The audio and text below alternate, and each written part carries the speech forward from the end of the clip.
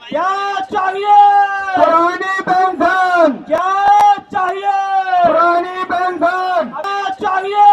पुरानी पेंशन। क्या चाहिए? पुरानी पेंशन।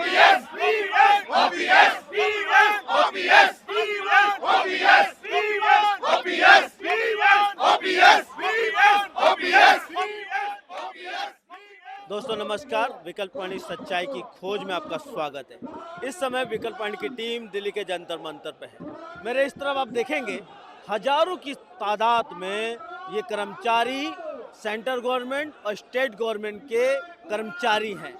ये एक आवाज में पुरानी पेंशन बहाली की मांग को लेकर देश के कोने कोने से यहाँ पहुँचे हैं।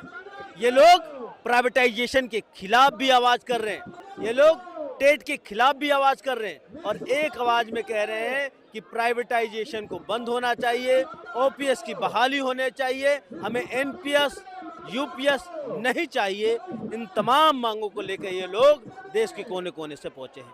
इनसे बातचीत करेंगे, इनके लीडरों से बातचीत करेंगे और समझने की कोशिश करेंगे कि जब सरकार बार बार कह रही है कि ओपीएस बहाली करने से देश पर अतिरिक्त बोझ बढ़ेगा और तब ये क्यों ओपीएस की मांग कर रहे हैं, जब सरकार कह रही है कि प्राइवेटाइजेशन होने से देश का विकास होगा, तब ये क्यों प्राइवेटाइजेशन का विरोध कर रहे हैं।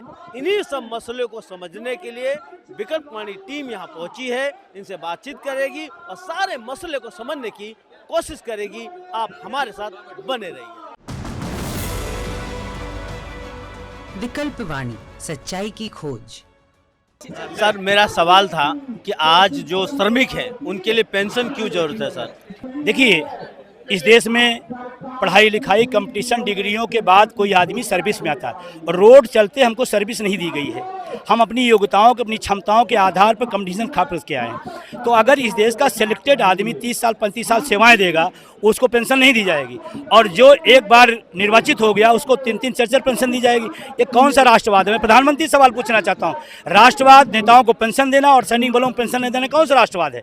ये फर्जी राष्ट्रवाद है। मैं पूरी तरह कहता हूँ, देश के नेताओं को अगर पेंशन है, देश के सैनिक बलों को जो 1000-2000 किलोमीटर अपने घरों से माँ बाप परिवार को छोड़ करके जीरो टेम्परेचर पर देश की सेवा देता और कभी कभी तो असहज स्थिति आ जाती, कुर्बानी भी देता है, उसको पेंशन नहीं। नेताओं को पेंशन ये गलत है और इसके खिलाफ अटेवा एनएमओपीएस उसके सहयोगी संगठन हैं और हम लगातार इस मांग को करेंगे। और अभी श्रम कानून आया है, श्रम कानून इस देश के श्रमिकों को मुर्दा कर दिया गया है, मार दिया गया है।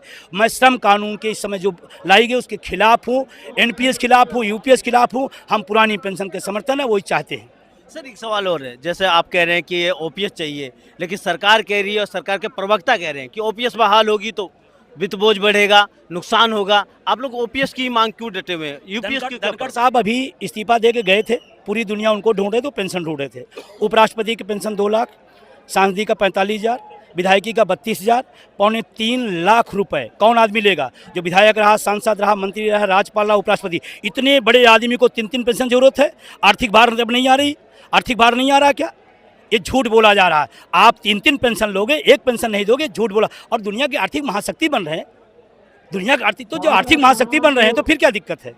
फिर दिक्कत क्या है? और हम भी टैक्स पेयर हैं, हम सब टैक्स देते हैं इस देश को।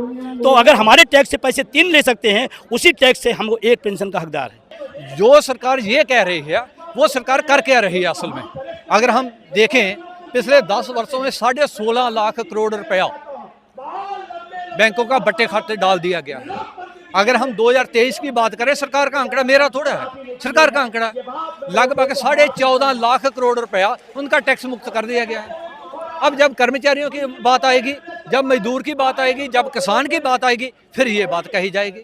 मैं कहता हूं कि विजय माल्या जैसे, नीरव मोदी जैसे करोड़ों अरबों रुपए लेकर मुल्क से फरार हो चुके हैं, वह कोई किसी ने चिंता नहीं करी। जब पेंशन की बात आएगी, फिर पी चिदम्बरम जैसे, मोंटेक सिंह आलूवालिया जैसे, उनको भी चिंता होने लगती है कि देश का अर्थव्यवस्था डूब जाएगा। अजीब के पैरामीटर हैं इन लोगों के। मैं कहता हूं कि कर्मचारी के पास और कोई विकल्प नहीं है पुरानी पेंशन के बगैर। मुझे आप ये समझाइए कि एनपीएस का आप लोग विरोध किए, अभी यूपीएस का विरोध कर रहे हैं, सरकार ऑप्शन दे रही है कि एनपीएस से यूपीएस में आ सकते हैं, विरोध क्यों सर? और एक ऑप्शन दीजिए ओपीएस में आने का। अब हमें 2 ऑप्शन दे रहे हैं, एक ऑप्शन बोल रहे हैं आप जहर पी लो, दूसरा बोल रहे हैं आप फांसी डाल के लटक जाओ। मौत के लिए दो ऑप्शन क्यों जी, कौन सा भी ऑप्शन चलेगा? हम तो यही पूछ रहे हैं, एक ही ऑप्शन है पुरानी पेंशन बहाली। Number 1 demand, only demand. क्यों बोले तो पुरानी पेंशन बहाली में जो सहूलियत है, जो इतने सालों से चल रहा है, जो सांसद ले रहे हैं, विधायक ले रहे हैं, जज ले रहे हैं, वो कर्मचारी एवं शिक्षक क्यों नहीं लेंगे? क्यों ऑप्शन क्यों दे रहे हैं भाई? आपने पहले तो आप कह रहे थे कि नहीं एनपीएस बहुत अच्छी है, जब एनपीएस अच्छी थी तो आप यूपीएस क्यों लाए? यूपीएस नहीं लाना चाहिए था, लेकिन आपने जब देखा शिक्षक कर्मचारी नहीं पसंद कर रहा तो आप यूपीएस ले आए। हम यूपीएस से चाहते ही नहीं है, हम एनपीएस चाहते ही नहीं, हम तो केवल पुरानी पेंशन चाहते हैं। आप नई वाली अपने सांसदों को दे दीजिए, अपने विधायकों को दे दीजिए, हमें हमारी पुरानी वाली दे दीजिए, उसमें क्या दिक्कत है? अगर आप ऐसा नहीं कर पाते तो हमारी ये मांग है कि सांसद विधायकों की पुरानी पेंशन बंद होनी चाहिए। एक चीज और समझाइए, जैसे ओल्ड पेंशन में ये था कि आप रिटायरमेंट हुए तो आपके लास्ट वेतन का 50% मिल जाता था डीए जोड़कर। अभी जो यूपीएस है उसमें ये कह रहे हैं कि जो बेसिक सैलरी है उसके 12 महीने का जो औसतन जोड़ के दिया जाएगा, तो उसमें पेंशन में अंतर आ रहा है क्या? अंतर आए, डेफिनेटली आएगा, डेफिनेटली अंतर आएगा। ये सरकार देखिए कैसे चक्रव्यूह रचती है, ये लोगों को कैसे बेवकूफ़ बनाती है। अब कहने के लिए कि मैं लास्ट मान लीजिए मैं 40,000 ले रहा हूँ लास्ट वेतन, जब मान लीजिए मैं जनवरी में रिटायर हो रहा हूँ तो मेरी उस समय हो सकता है 39,000 हो, संभव है। तो उसकी जो एवरेज निकालेंगे, अब मान लीजिए मुझे इंक्रीमेंट जाकर अपने सितंबर में लगती है, जुलाई में सॉरी लगती है, तो उतनी मेरी सैलरी जो पेंशन जो कम कैलकुलेट होगी। तो हर तरीके से सरकार कैसी नीति लेकर आती है कि जहाँ आपको पता ना चले आपकी जेब काट ली। हम देख रहे हैं एनपीएस में जो पेंशन बन रही है 523 रुपये, 753 रुपये, 1044 रुपये, मैं डॉक्यूमेंट दे सकता हूँ। ये पेंशन बन रही है एनपीएस में। यूपीएस में एक नया शगुफा छोड़ा है कि भैया अश्योर्ड पेंशन है, अश्योर्ड पेंशन के नाम पर मेरी 30-35 साल की कंट्रीब्यूशन जो करोड़ों रुपया बन सकती है उसको हड़प कर जाएंगे। मैं पता नहीं साल एक पेंशन लूँगा नहीं लूँगा, मेरी फैमिली पता नहीं ले पाएगी कि नहीं ले पाएगी, और मेरी वो ज़िंदगी भर की पूंजी पर सरकार अपना कब्जा जमा लेगी, वो पैसा सरकार अपने पास कैप्चर कर लेगी। मेरा परिवार मेरी डेथ के बाद, परिवार की डेथ के बाद वो बेचारा असहाय हो जाएगा, उसके पास कोई पूंजी नहीं रहेगी। एक चीज और समझाइए, पहले क्या होता था कि आप ओपीएस की बात कर रहे हो, कोई बीआरएस ले लिया 50 साल में और उसको अगले दिन से अगले महीने से उसका पेंशन शुरू हो जाता, इसमें ऑप्शन है क्या? ऐसा नहीं है। कहीं भी वॉलंटरी रिटायरमेंट लेने वाले के बाद कौन सा ऑप्शन हम पूछ रहे हैं? 25 साल के बाद अपने स्टेट को वो डिफरेंट है, वो स्टेट के हिसाब में कहीं 5 होगा, कहीं 20 होगा, कहीं 25 होगी, कहीं 30 होगी, केंद्र सरकार को डिफरेंटली होगी। लेकिन यूपीएस सिस्टम ही ऐसा सिस्टम है जो कारपोरेट के साथ लगा हुआ है, कारपोरेट इन्वेस्टमेंट है। अगर कम पड़ा तो गवर्नमेंट देगी बोल रही है, कहाँ से देगी? कौन से फंड से? कंटिजेंसी फंड से, कंसोलिडेटेड फंड से, कौन बताए?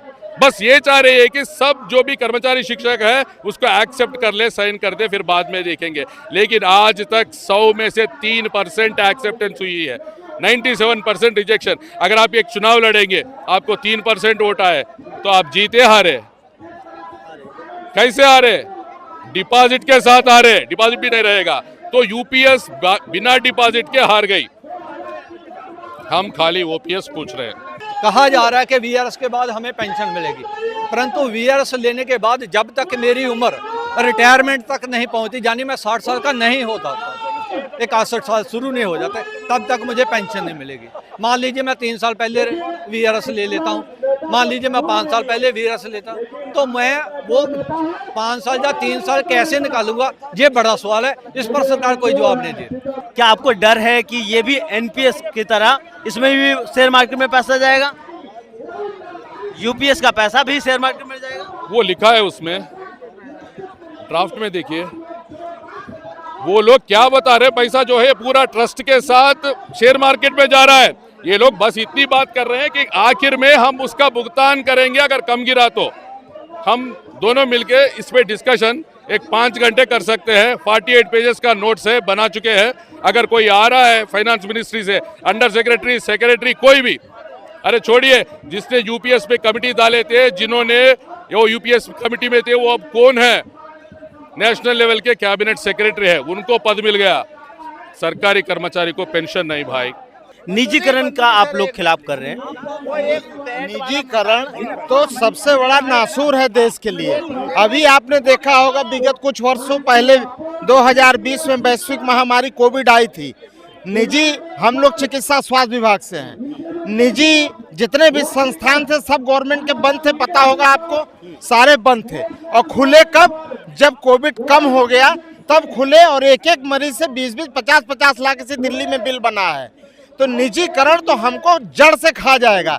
आज निजीकरण की ये समस्या, जितने भी सरकारी संस्थान है, चाहे वो रेल हो, चाहे वो जहाज हो, चाहे कोई भी संस्था हो, जहाँ पे भी निजीकरण आया वहाँ रेल का किराया कभी ऐसा नहीं था कि दिल्ली से लखनऊ का किराया 200 रुपये था तो 200 होगा।